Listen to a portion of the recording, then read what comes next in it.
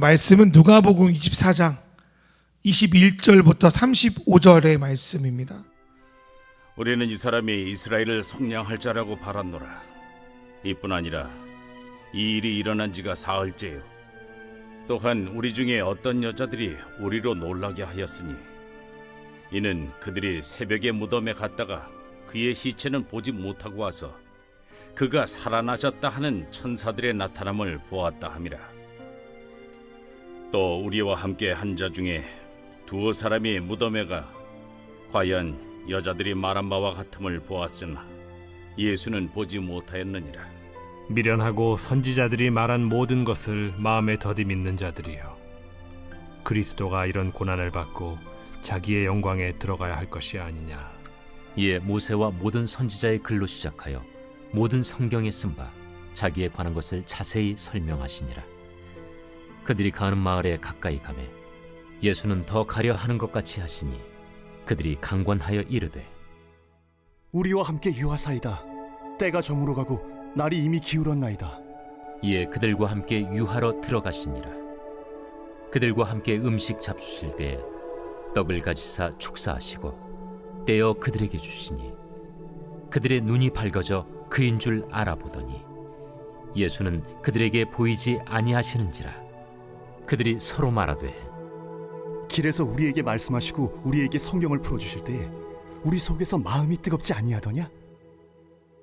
곧 그때로 일어나 예루살렘에 돌아가 보니 11 제자 및 그들과 함께한 자들이 모여 있어 말하기를, 주께서 과연 살아나시고 시몬에게 보이셨다. 두 사람도 길에서 된 일과 예수께서 떡을 떼심으로 자기들에게 알려주신 것을 말하더라. 이번 주에 그 대구에 있는 친구 목사를 만났는데, 또 감사하게 이번에 또 계명대학교 견임 교수라고 해서 이제 계속 이제 정식 교수는 아니고 이제 무기 계약 형태로 계속 진행되는 교수가 되어 친구를 만났는데, 이런저런 이야기하다가 자기랑 기회가 되면 산티아고 순례길을 가자고 저한테 뜬금없이 이야기를 하는 거예요. 자기 와이프도 아니고 나랑 가자고. 그러면서 이제 이런 이야기하다가 제가 이제 저 예전에 산티아고 순례길 가봤다고 제가 이야기를 했습니다. 그랬더니 이제 그 친구가 좀 놀라면서, 야, 너 얼마나 걸었냐? 이렇게 물어보는 거예요. 그래서 그다음부터 되게 부끄러워집니다, 제가. 왜냐면 보통 이제 산티아고 순례길 인증을 받으려면 최소 5일 정도를 걸어야 돼요. 그래가지고 그 키로수가 딱 차야 산티아고 성당 가가지고 이제 수첩에 도장을 찍거든요. 가는 곳곳마다. 그래서 당신은 몇 킬로, 100킬로 될 거예요.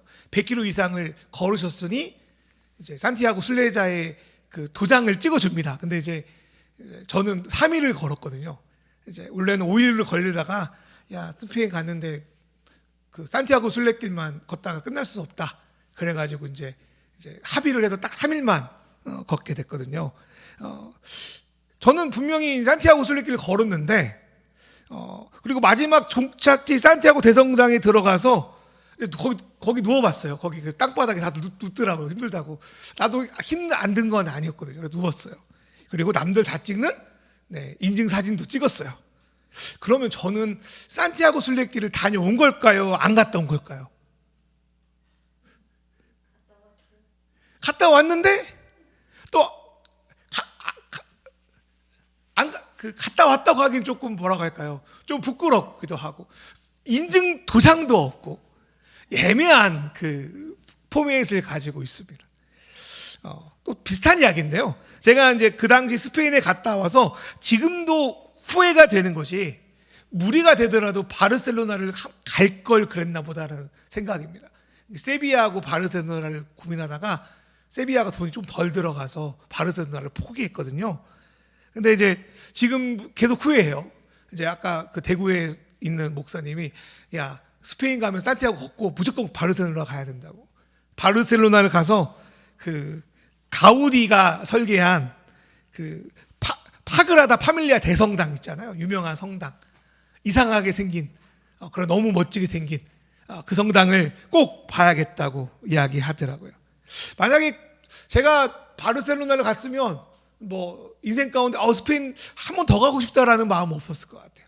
그래서 지금도 그때 갈 걸 후회가 되긴 하는데, 근데 그때 내가 결심을 잘해가지고 세비야를 가지 않고 바르셀로나에 비행기 타고 가서 사그리아 파밀리아 성당을 한 반나절 정도 뭐 가이드의 소개로 투어를 경험했다고 봅시다.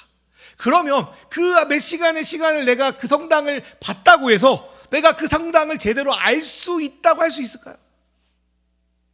알긴 알지. 근데 잘 모르죠. 아마 제가 볼 때는 그 안에 들어갈 때 순간적인 경이와 놀라움은 좀 있겠지만 오히려 집에서 책이나 다큐멘터리를 보면서 그 성당에 대해서 공부한 사람이 그냥 여행 투어로 2-3시간 들어갔던 사람보다 훨씬 더 그 성당에 대해서 잘 알 거라는 생각이 들었습니다. 오히려 그러한 자료들을 본 사람들은 잘 모르고 여행 갔다가 잠깐 들려서 본 사람보다 더 깊고 강렬하게 그 성당을 앉은 자리에서 경험할지도 모르겠다는 생각이 들었습니다. 그래서 직접 보고 직접 가보고 직접 체험했다 하더라도 오히려 그것에 대해서 모르는 사람이 태반이기 때문입니다. 저는 그 모습이 예수님의 부활을 목격하고도 믿지 못한 오늘 말씀에 나오는 제자들의 모습과 비슷하다는 생각이 들었습니다. 그들은 보긴 보았는데 제대로 보지 못했습니다. 예수님은 자신이 그 십자가에 달려지 이전부터 제자들에게 자기가 예루살렘 올라가면 죽을 거야. 그리고 그래도 3일 만에 부활할 거야. 그 이야기를 한 3번 이상 반복하셨습니다. 그때도 제대로 믿지 못했죠. 그래서 결국 예수님이 잡히시던 날, 그러니까 우리의 달력으로 하면 금요일 밤이겠죠. 그날 모두 도망가 버렸습니다. 여기까지는 이 제자들이 직접 예수님의 부활을 한 번도 경험해 보지 못했기 때문에 도망칠 수도 있지, 그렇게 이해할 수 있습니다. 그리고 3일이 지나서 오늘이죠. 예수님의 무덤이 비어 있는 것을 보고 또 그들은 믿지 못하는데, 믿지 못한 것을 가지고도 정황상 이 정도만으로는 근거가 부족하지, 예수님이 진짜 살아나지 않으면 모를까, 난 이 정도로 믿을 수 없어, 뭐 그렇게 생각할 수도 있겠습니다. 성경에 보니까 제자 중에 한 명인 도마가 바로 그런 주장을 했거든요. 다른 제자들이 주님 봤습니다 그랬더니 내가 눈으로 그분의 손에 있는 못자국을 보고, 그리고 그 옆구리 있는 그 찔리 상처를 내가 보지 전까지, 직접 내가 손에 대기 전까지는 내가 믿지 못하겠다, 도마가 그런 말을 했거든요. 그런데 누가복음 상에서 예수님의 부활을 목격한 제자들을 보면 참 재밌는 말씀들이 있습니다. 이들은 부활한 예수를 보았어도 마치 유령을 보는 것처럼 무서움에 사로잡힙니다. 그 말씀이 누가복음 24장 37절의 말씀입니다. 제가 읽어드리면, 그들은 놀라고 무서움에 사로잡혀서 유령을 보고 있는 줄로 생각하였다. 누구를 볼 때? 부활하신 예수를 볼 때. 그래서 예수께서 그 두려움에 쩔어 있는 그 제자들의 모습을 보고, 왜 무서워하냐? 안심해라 하면서 손과 이렇게 그 발을 보여주면서 자기가 실제 부활했다라는 것을 계속적으로 보여주십니다. 그때서야 예수님이 정말로 살아났나? 그래서 막 제자들 안에 기쁨이 있는데, 성경에 보니까 뭐라고 써 있냐면 누가복음 24장 41절 말씀 같이 읽어볼까요? 누가복음 24장 41절 말씀. 그들은 너무 기뻐서, 시작. 그들은 너무 기뻐서 아직도 믿지 못하고 놀라워하고 있는데 예수께서 그들에게 말씀하셨다. 여기에 먹을 것이 좀 있느냐? 먹을 것이 좀 있느냐는 좀 제가 이야기할 건 아닌데, 예수님이 살아나셨다는 걸 이들이 확인하고 기뻤어요. 근데 안 믿어요. 좀 이상하지 않습니까? 믿는데 안 믿어요. 그런데 곰곰이 생각해 보면 이런 모습이 비단 2000년 전에 예수의 부활을 목격했던 제자들의 모습만은 꼭 아닐 거라는 생각이 들었습니다. 오늘을 살아가는 우리 중에서도, 여기 대부분 예수님 어려서부터 믿었던 분들이잖아요. 오랫동안 믿은 사람이잖아요. 옛날부터 믿은 사람조차도 실상 우리 자신을 곰곰이 살펴보면 예수님의 부활을 제대로 인식하거나 믿지 않고 있다는 생각이 들었습니다. 정말 내가 부활을 믿는다고 하면 어떻게 살아야 될까요? 죽음을 이긴 새로운 시대의 일원답게 살아야 되는 거 아닙니까? 예수님이 그런 말씀 하시잖아요. 무엇을 먹을까, 무엇을 마실까, 무엇을 입을까 걱정하지 마. 왜? 너희는 부활을 목격하고 살아있는 존재니까. 근데 우리의 일상의 대부분의 걱정은 무엇을 입을까, 무엇을 마실까, 무엇을 먹을까, 무엇을 살까의 문제 아니겠습니까? 우리는 의외로 부활을 잘 못 믿어요. 신앙이 있던 신앙이 없던 부활을 직간접적으로 경험하고 믿는다고 하면서도 잘 믿지 않은 경우는 제가 볼 때는 두 가지일 것 같아요.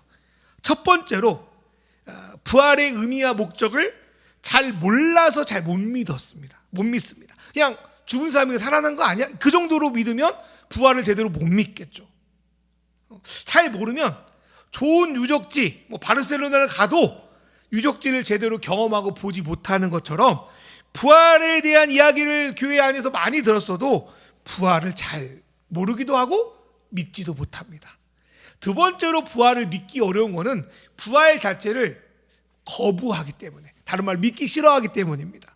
우리도 주변이나 뉴스를 보면 기존 생각을 아주 강하게 믿는 사람은 그것을 바꿀 수 있는 근거들이 나와도 계속 가짜뉴스 치부해버리고 그런 증거까지도 감추려고 합니다. 예전에 아주 오래전 이야기인데 여러분 타지뇨 기억합니까? 타블로의 진실을 요구합니다 라고 해서 타블로가 외국의 유명한, 타블로 누군지 알죠? 그 래퍼 타블로가 유명한 미국의 대학교를 나왔다. 그거를 안 믿는 무리들이 생겨납니다. 그래서 이런 자기들의 근거로 나는 절대로 타블로가 이 대학을 들어가지 않고 졸업하지 않았다 믿습니다 된 거예요. 그러니까 이제 타블로나 이런 쪽에서 그리고 그 대학에 취재에 가가지고 이 사람은 졸업한 사람이 맞다, 정확하다, 졸업 증서가 있다라고 말해도 그거 조작된 거다, 절대로 믿지 않겠다는 사람들이 타지뇨라는 그 당시 뭐죠? 네이버 카페 이런 걸 만들어 가지고 그런 활동을 했었던 기억이 납니다. 여러분 그런 것도 있어요. 넷플릭스에 보면 지구는 평평하다라는 거를 지금도 믿는 분들이 있습니다. 그 이야기를 들으면 그럴듯합니다. 아폴로 12호인가 14호인가 이번에 아르테미스가 맞죠? 2호인가요? 달로 날아갔잖아요. 그런 걸 봐도 절대 믿지 않습니다. 달 갈 수도 없고 지구는 평평하다 이렇게 믿는 거죠. 그러니까 예수의 부활을 나는 못 믿어, 안 봤어, 그래서 안 믿을 수 있는데 부활의 증거들을 보고 듣고도 제자들이 야 시체를 훔쳐갔다고 좀 조작해라 저렇게 거짓말했던 대제사장들이 바로 부활을 거부하고 믿기 싫어했던 그런 사람들입니다. 마태복음 28장 13절에 기록되어 있습니다. 말하였다. 예수의 제자들이 밤중에 와서 우리가 잠든 사이에 시체를 훔쳐갔다라고 말하여라. 이렇게 거짓말하라고 시킨 대제사장들이 있었습니다. 이러한 태도는 무엇이 정말 맞는지 탐구하고 알아보려는 태도 자체가 어긋난 자들이겠죠. 무슨 증거가 나와도 나는 100% 믿지 않기로 다짐했기 때문에 그 안에 신앙이, 그 안에 믿음이 스며 들어가기는 매우 어렵습니다. 저는 여기 있는 분들이 두 번째보다는 대부분 첫 번째에 속해 있다고 생각이 듭니다. 부활을 직간접적으로 듣고 경험하고 때로는 나는 부활이 있을 것 같아, 부활을 믿어, 나는 모태신앙이기 때문에 그냥 세뇌당한 거죠, 어릴 때부터. 그렇지만 제자들처럼 제대로 믿지 못할 때가 많습니다. 어떤 분들에게는 부활이 단번에 믿어질 수도 있겠지만 어떤 많은 경우에는 부활의 신앙은 인생을 살아가면서 점점 깊어지고 성장되는 것 같습니다. 그런 면에서 부활은 오늘 설교의 제목대로 다시 봄입니다. 봄이 오면 부활절이 꼭 있잖아요. 4월달 정도 있으니까 우리는 그 봄을 맞이하는 것처럼 매번 부활절을 맞이합니다. 그 부활절을 통해서 예수의 부활을 다시 한번 생각합니다. 그렇게 우리가 다시 그 예수를 바라볼 때 주님의 부활을 우리 삶에서 조금 더 알게 되고 조금 더 믿게 되고 그래서 조금 더 부활을 믿고 살아가는 저와 여러분 되었으면 좋겠습니다. 그럼 어떻게 우리는 부활을 우리 삶에서 다시 볼 수 있을까요? 저는 오늘 엠마오로 걸어가는 두 제자의 모습을 여러분과 같이 살펴보면서 우리 각자 부활하신 예수님을 다시 보는 그런 짧은 시간을 가졌으면 좋겠습니다. 첫 번째로 엠마오로 가는 두 제자는 직접 예수를 보았습니다. 그러나 예수님이 보지 못했습니다. 부활의 아침의 사건 이후에 제자들 중에 이 12제자에 속한 사람들은 아닌 것 같아요. 예수님을 따르던 자들 중에 이 두 사람이 예루살렘에서 약 11km 정도 위치한 엠마오라는 마을로 길을 떠나고 있었습니다. 이들은 예수님의 부활에 대한 소식을 안 들은 게 아니었어요. 그날 아침 예수님의 시체가 사라졌다, 무덤이 비었다, 몇 명의 여성도들이 천사를 통해 예수님이 살아났다는 소식을 들었다, 뭐 그런 여러 가지 루머가 진실이지만 루머처럼 들렸겠죠. 그런 걸로 들은 상태였어요. 그럼 저 같으면 그냥 이런 이야기를 들었으면 남아있을 것 같은데, 그럼에도 이 두 제자는 그들의 말을 루머라고 판단하고 비통하고 아픈 마음으로 예루살렘을 떠나고 있었습니다. 예수님이 지금까지 이스라엘을 구원할 메시아라고 달려왔는데 그분이 죽게 되었으니까 더 이상 예루살렘에 남아있을 이유가 없는 거죠. 이걸 우리식으로 표현해 볼까요? 어릴 때부터 내가 예수를 믿으면 뭔가 하나님의 은혜와 축복을 받을 줄 알았는데 그런 것들이 사라졌으니 내가 더 이상 예루살렘에 내가 신앙을 가질 필요가 없겠다고 여겼던 겁니다. 그러면 왜 이들은 그 증인들, 그 소식들, 여인들의 증언을 믿지 못했을까요? 다른 여러 가지 이유가 있겠지만 본질적으로 이들은 예수를 직접 보지 못했기 때문에, 부활하신 예수를 직접 만나지 못했기 때문에 이들은 믿지 못했다고 여겼을 겁니다. 예수님이 부활하셨다는 천사의 메시지, 여인들이 본 빈 무덤만 있을 뿐이지 직접 예수님을 부활한 것을 자기가 보지 못했기 때문에 이들은 그 이야기에, 그 루머에 괜히 믿어봤다 다시 상처받을까 봐 무서워서 그것들을 루머로 여기고 예루살렘을 떠나고 있는 겁니다. 근데 오늘 말씀에 참 재밌는 건, 아까도 재밌었지만 그들 옆에 부활하신 예수님이 함께하고 있는 거예요. 함께 말을 걸고 있는 거예요. 그런데 그 말을 걸고 있는 예수님을 향해서 이들은 예수님이 죽어가지고 슬픕니다, 뭐 그렇게 이야기하고 있는 아이러니한 상황이 오늘의 메시지입니다. 왜 이들은 예수님을 못 알아봤을까? 어떤 분들은 예수님의 부활 이후 이전과 다른 뭔가 부활체의 모습, 뭔가 화려한 모습, 멋진 모습으로 변화됐기 때문에 못 알아봤을 수도 있다고 여깁니다. 물론 뭐 그럴 수도 있겠지만 저는 다른 측면으로 좀 생각하고 싶습니다. 잘 예수를 모르기에 직접 보아도 이게 맞는지 인식하지 못할 수도 있었겠다. 그리고 사람은 보고 싶은 것, 알고 싶은 것만 선택적으로 보잖아요. 그리고 이들의 마음 가운데 예수님이 죽었어요. 예수는 다시 살아날 리가 없어. 예수가 나타났어. 저 예수를 보면서 어떻게 생각했어요? 예수 닮은 사람 아닌가? 사람은 보고 싶은 것만 보기 때문에 어쩌면 예수님이 옆에서 말을 걸어서 설마 그 예수가 내가 아는 그 예수겠어? 설마 내 옆에 계시겠어? 예수와 닮은 사람 아니야? 예수가 부활했다는 건 전혀 상상하지 못했기 때문에 예수가 옆에 다가왔는데도 알아보지 못하지 않았나 싶습니다. 우리의 신앙의 삶에서는 어떤 것 같습니까? 우리는 예수께서 예수의 영웅인 성령으로 우리 함께 하신다고 믿는 신앙을 가지고 있습니다. 예수님 우리 아들 함께 하신대요. 우리 믿고 있잖아요. 믿는다고 하잖아요. 이 신앙에 따르면 우리는 날마다 예수님과 동행합니다. 예수님이 우리 삶을 지켜보고 계세요. 우리에게도 말을 걸고 계십니다. 그런데 여러분, 저들 포함해서 예수님이 늘 함께 하신다는 거 인식하고 계십니까? 인식 잘 안 하고 있지 않습니까? 왜 그럴까요? 그거는 정말 예수님의 부활을 제대로 믿지 않거나 예수님이 말로는 뭐 우리 함께 하시고 우리 안에 있다고 하지만 우리 옆이 아닌, 우리 안이 아닌 저 멀리 천국에 있다고 생각하기 때문입니다. 오늘도 우리에게 계속 말 걸어주고 계신 예수님, 우리를 보고 계신 예수님이 계시다고 정말 믿는다면 저와 여러분의 부활의 신앙은 달라질 거라고 믿습니다.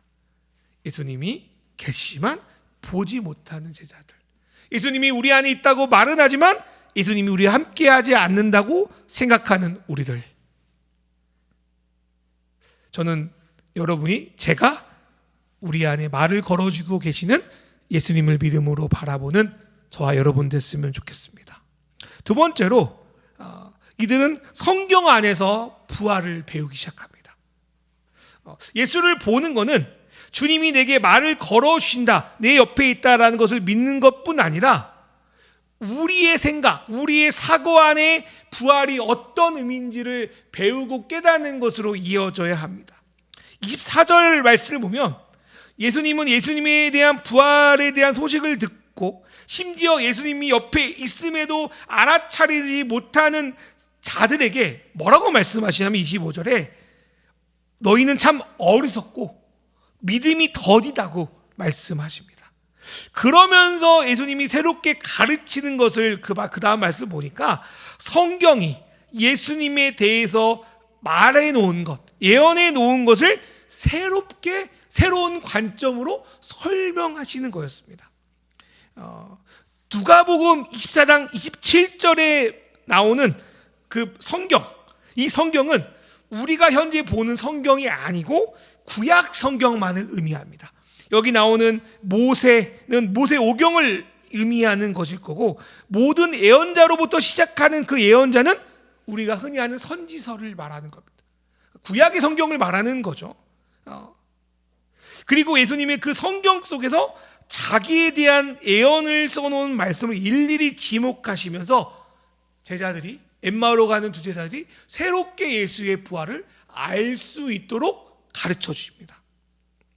그렇게 예수님이 당하신 고난과 죽음이 그냥 비참하게 죽은 게 아니라 성경에 예언된 거구나, 부활 역시 하나님의 예언 안에 있었구나, 이 사실을 새로운 관점으로 예수님의 가르침으로 들을 때 성경에 보니까 그들의 마음이 뜨거워졌다고 합니다. 뜨거워졌다.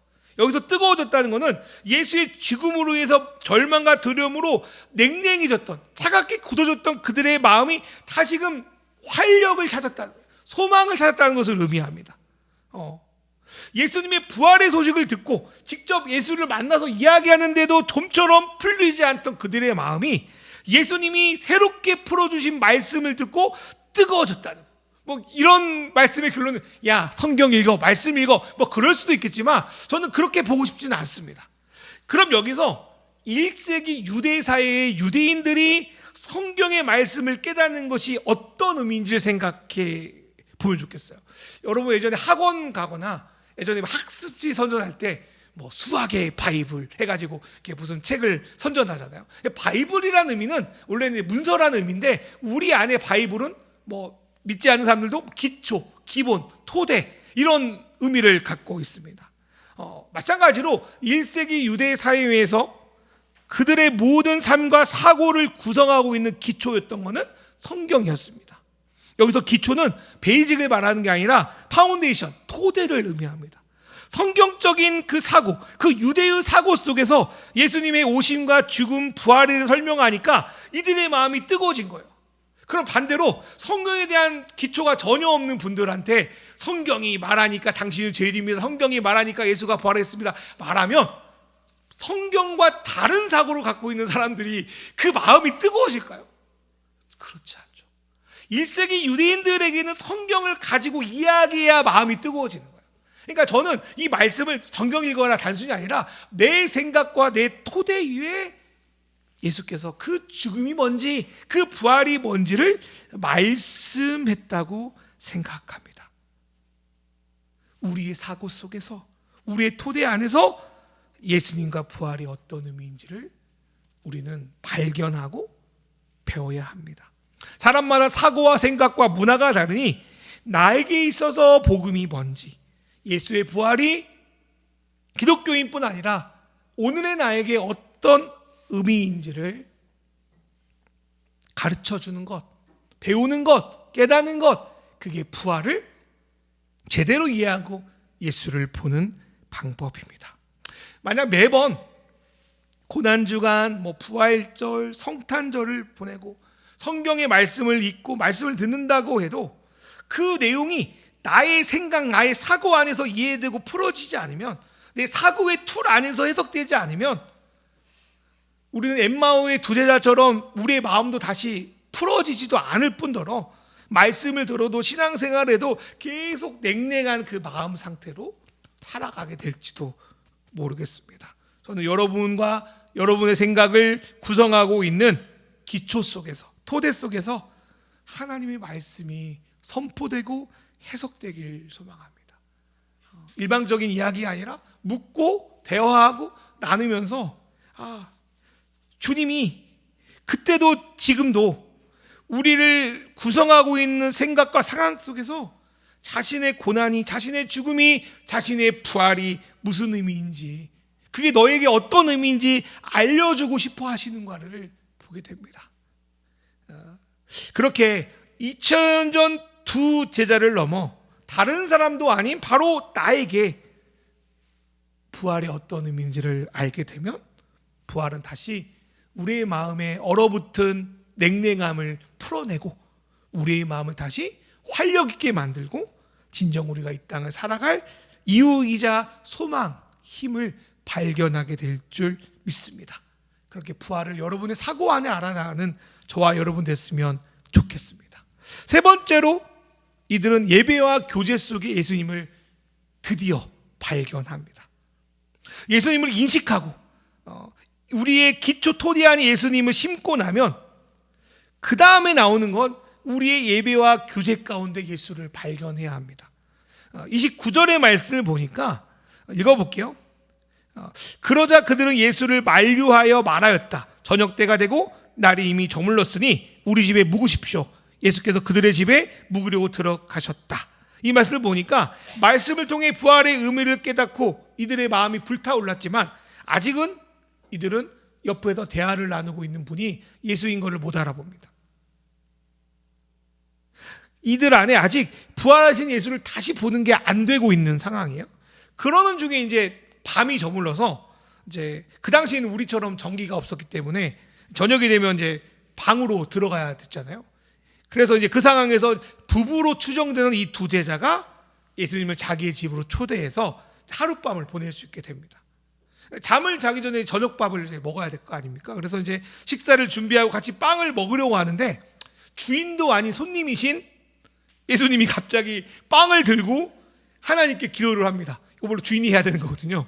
그리고 떡을 떼어서 주인에게 나눠줍니다. 서빙하는 것도 원래 주인이 하는 건데, 그런데 신기하게도 그 순간에 이들은 비로소 한나절 동안 자신들과 함께 걸으며 대화를 나누고 성경을 가르쳐 주셨던 그분이 자기들의 랍비 예수인 것을 알아봅니다.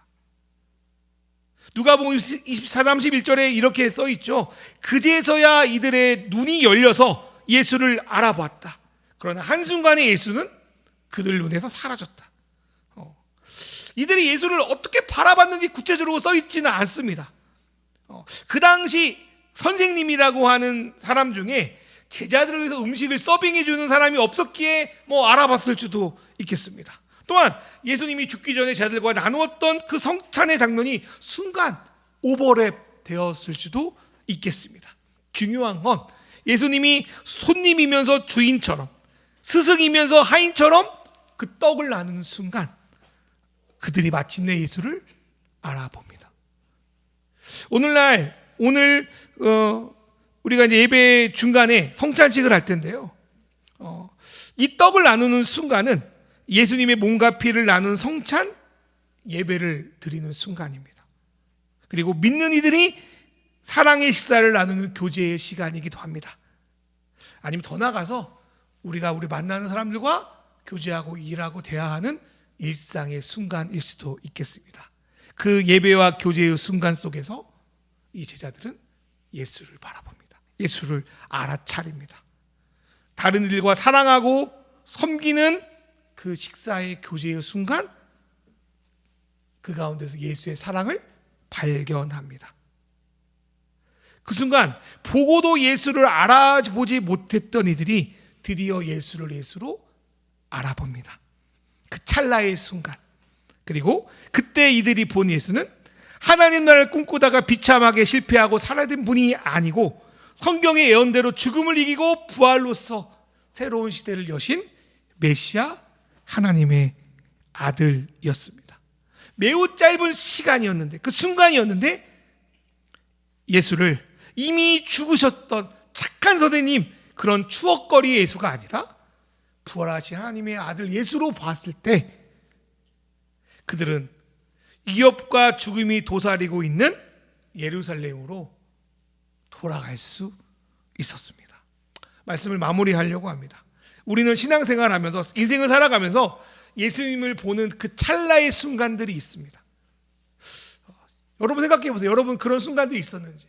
실제 얼굴을 봤다 이럴 수도 있겠지만 그때 뭔가 예수님을 느끼고 사랑했던, 수련회를 아니면 어떤 말씀을 들을 때, 어떤 책을 읽었을 때, 누군가와 걸어갔을 때, 여러분 그 인생의 순간순간이 없었다면 여러분도 그렇고 저도 그렇고 이렇게 신앙생활을 이어가기는 어려웠을 것 같습니다. 우리는 예수를 만난, 어떤 형태로도 예수를 만난 찰나의 순간들이 있을 거라고 저는 믿습니다. 우리가 사는 세상은 어쩌면 각종의 죽음을 경험합니다. 무기력의 죽음도 있고요, 유혹의 죽음도 있고요, 불신의 죽음도 있고요, 경쟁의 죽음도 있고요, 몸과 마음이 아픈 죽음도 있습니다. 우리는 뭔가를 먹지만 그 뭔가를 먹는 건 결국 생명을 먹는 거잖아요. 내가 죽지 않아도 다른 것들을 죽음으로 먹고 살아갑니다. 그 순간순간마다 생각해 보면 주님이 엠마오의 두 제자를 찾아온 것처럼 우리의 죽음의 순간순간 가운데 예수님께서, 생명의 예수님께서 우리를 찾아오신 순간들이 있습니다. 그때마다 때로는 위로하시고, 때로는 질책하시고, 때로는 앞으로 나아가게 하면서 말입니다. 그 찰나의 순간, 때로는 그 개인적인 어떤 경험과 깨달음의 순간에 하나님의 메시지가 어느 순간 내 생각과 사고를 통해서 이해되는 그 순간에,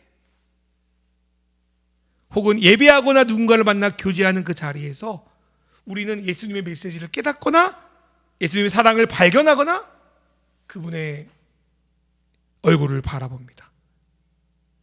그리고 오늘 예수님의 부활이 이야기되고 있는 이곳에서 여러분 예수님을 찰나의 순간에 바라보고 만날 수 있었으면 좋겠습니다. 오늘 말씀을 통해서, 또 성만찬의 순간을 통해서, 또 함께 나누는 교제와 말 속에서 예수님을 만나기를, 예수님의 얼굴을 보기를 주님의 이름으로 소망합니다. 어쩌면 이것은 우리가 매번 부활절을 보내고 그분을 생각하고 묵상하는 이유입니다. 바로 엠마오의 제자들처럼 순간 그 찰나의 예수님을 만나기 위해서입니다. 우리는 또 일상을 살면서 어느 순간 엠마오의 제자처럼 된 우리를 발견합니다. 때로는 지치고, 때로는 절망하고, 믿지 못하고, 결국은 예루살렘을 떠나는 그런 사람들처럼 말입니다. 그런 우리에게 오늘 여러분의 생각과 사고의 삶 속에서 예수님이 말을 걸어주시기를, 예수님이 가르쳐 주시기를, 예수님이 그 떡을 나눠주시기를, 예수님이 여러분을 만나주시는 그런 은혜의 시간이 되기를 주님의 이름으로 축원합니다.